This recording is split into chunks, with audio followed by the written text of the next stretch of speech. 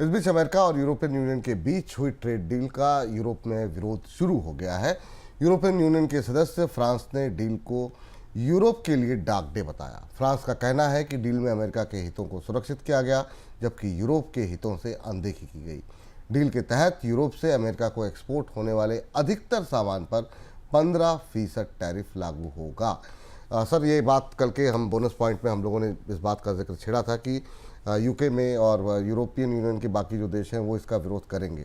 अब फ्रांस की तरफ से विरोध शुरू हो गया है। किस तरीके का विरोध सामने आया है सर, और जो प्रतिक्रियाएं आई हैं वो अभी क्या बता रही हैं?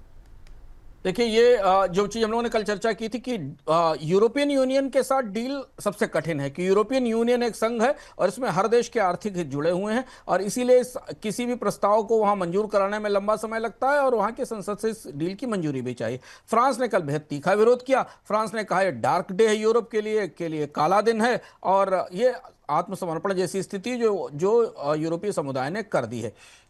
15% टैरिफ मानकर अब बहुत सारे देश यूरोप में ऐसा मान रहे हैं कि यूरोप की ताकत कम हुई है। हालांकि थोड़ी रियायत मिली है एविएशन में विस्क में, लिकर में, लेकिन यूएस ने उसके बदले यूरोप के पूरे बाजार में सभी उत्पादों को बेचने के लिए शून्य ड्यूटी हासिल कर ली है, जिसका की बड़ी तकलीफ यूरोपीय अर्थव्यवस्थाओं को मौजूद है। संसद में भी सारे दल इसकी आलोचना कर रहे हैं क्योंकि खासतौर पर इससे माना जा रहा है कि अमेरिकी सस्ता सामान आने से यूरोप के उत्पादों की प्रतिस्पर्धा प्रभावित होगी, रोजगारों पर बड़ा असर होगा। लेकिन के विपरीत जो यूरोप के भीतरी अंदरूनी मतभेद हैं, उसमें जर्मनी और इटली से बेहतर मान रहे हैं। उसकी वजह है कि जर्मनी और इटली के निर्यात को थोड़ा बेहतर परिस्थिति बनती दिख रही है अमेरिका के बाजार के लिए।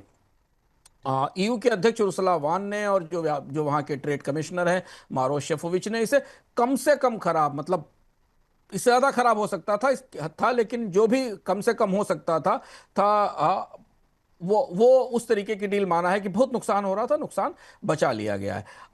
अब यूरोपीय संसद में इस पर असहमति का खतरा है और दूसरी चीज यह है कि ज्यादा नुकसान होने पर यूरोपीय देश यूरोपीय समुदाय से कुछ नई तरीके की मांगे इस संधि में शामिल करने के लिए रख सकते हैं।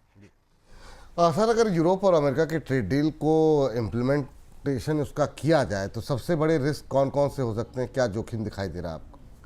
सबसे बड़ा जोखिम, जैसे मैंने आपसे कहा कि जिस देश को इस डील से सबसे ज्यादा नुकसान होगा, यानी जिस देश के निर्यात और आयात सबसे ज्यादा प्रभावित होंगे, वो ब्रसेल्स में हेडक्वार्टर से फिर हर्जाने की मांग कर सकते हैं। लगभग वैसा ही जैसे कि भारत में जीएसटी लागू करने में जिन राज्यों को नुकसान हुआ था उसका उनको कंपेंसेशन दिया गया। ये चर्चा यूरोप में है कि ठीक है, आप डील करके आ गए हो, हमने मान लिया हम एक समुदाय संघ है, लेकिन अगर हमारा उद्योग ज्यादा प्रभावित होता है तो फिर आपको हमें मदद करनी पड़ेगी। आप तो $600 बिलियन का इन्वेस्टमेंट यूरोप में कर रहे हो, तो अगर नौकरियां प्रभावित होती हैं कई देशों में, तो फिर यूरोप पर इस समझौते का, ईयू पर इस समझौते के पुनर्विचार का दबाव बनेगा।